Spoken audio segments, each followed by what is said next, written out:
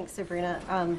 So a question on distribution. When can we expect to see the first aid actually reach Gaza and not just get to the marshaling area, but actually get into the hands of those who need it most? So we should expect aid to flow within the coming days, and that will be through the marshaling area into Gaza. We're not looking for aid to just sit in that marshaling area, so it will be pretty immediate. Once our ships are able to get to the pier and transload that aid onto the pier, you'll see it happen pretty quickly.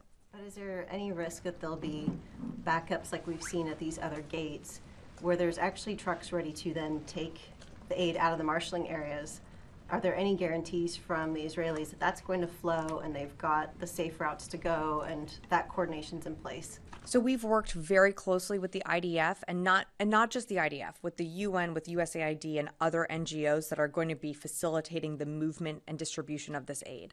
We should not see any backups within what you're describing is from the marshaling area into Gaza. We believe that aid should flow without any stoppage.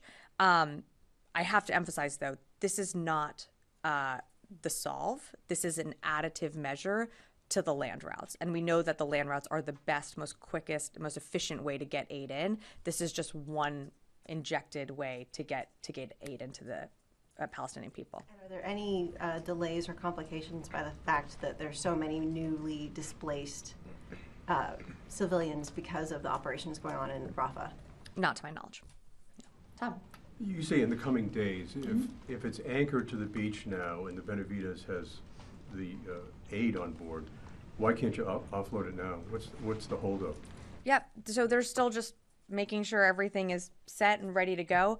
I said it will be in the coming days. When we have more to provide, we certainly will. But I don't expect this is going to be a long wait time here.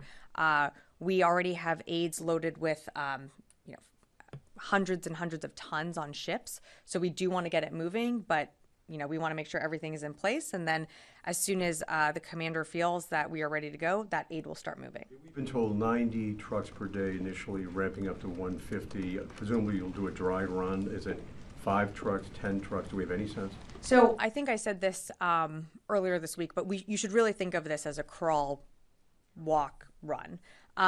This is going to be slow at first. We're going to do our, initial runs, making sure that everything flows, that nothing, as to Tara's question, that nothing does get backed up as it shouldn't, that aid can flow from the pier directly from the marshaling area into Gaza. And then, once that is set, once we reach full operational capacity, you'll be able to see more trucks rolling off. Idris.